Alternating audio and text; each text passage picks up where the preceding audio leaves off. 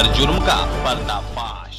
समाज सेवी सुशील पांडेय के प्रयास से बैरिया क्षेत्र अंतर्गत दलन छपरा गांव में शहीद के याद में बन रहा है स्मृति चिन्ह द्वारा। स्मृति चिन्ह द्वार के भूमि पूजन का लोकार्पण कर मंत्री उपेंद्र तिवारी ने दिया बड़ा बयान। किसान आंदोलन पर कहा, प्रदर्शन कर रहे लोकसपा, बसपा, कांग्रेस के कार्यकर्ता हैं।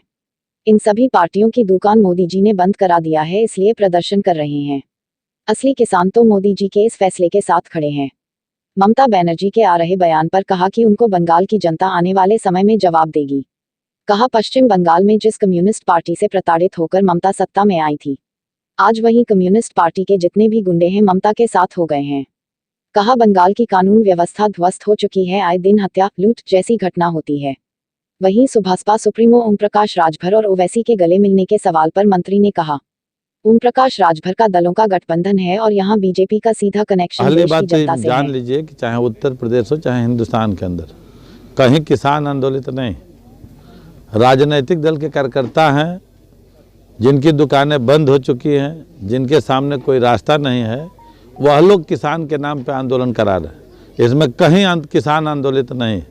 किसान तो मोदी जी के साथ है, मोदी जी के फैसले के साथ, और इसलिए कि मोदी जी ने 2022 तक किसानों की आय दोगुनी करने की बात कही थी। और एमएसपी रेट देखेंगे तो जो 65-66 सालों में अन्य सभी सरकारों ने मिलकर जो नहीं दिया, वो 6 और 4 साल के अंदर मोदी जी और योगी जी की सरकार ने आज 1888 रुपया धान का है और उसी तरीके से गेहूं का समर्थन मूल्य है। इसलिए जो 2022 का वादा मोदी जी ने किया है वो 2020 में ही किसानों का वादा पूरा कर रहा है, इसलिए कहीं किसान आंदोलित नहीं। अमित शाह जी के रैली के बाद ममता बनर्जी का कहना है कि ये भाजपा के आरएसएस के गुंडे हमें हिंदुत्व सिखाएंगे।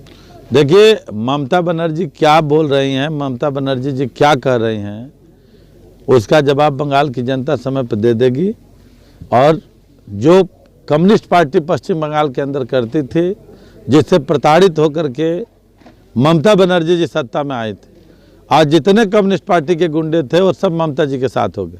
और आज पश्चिम बंगाल के अंदर कानून व्यवस्था ध्वस्त है, तमाम लोगों की हत्याएं हो रही हैं, लूट हो रहा है, वहाँ पे कानून का राज समाप्त हो गया है। आज माननीय अमित शाह जी ने ठान लिया है कि पश्चिम बंगाल के अंदर भारतीय जनता पार्टी की सरकार बन रही है।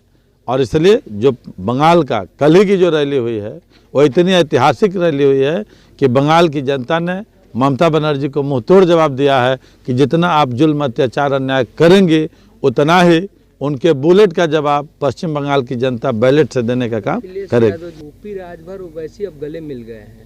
आपके पार्टी से बगावत यूपी राजभर है, वो कह रहे हैं कि बीजेपी को हराने के लिए हम कुछ भी कर सकते हैं। ये बताइए कि बीजेपी को हराने के लिए ओपी राजभर जी लोकसभा में भी बिल्कुल फूंक चुके थे और वो गठबंधन से बाहर थे और 24 दल मिलकर चुनाव लड़ रहे थे।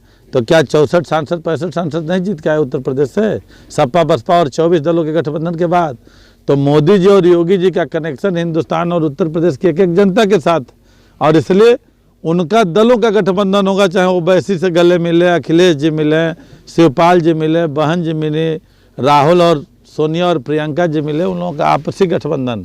लेकिन यहाँ भारतीय जनता पार्टी के नेताओं का सीधे कनेक्शन उत्तर प्रदेश और हिंदुस्तान की जनता से गठबंधन है।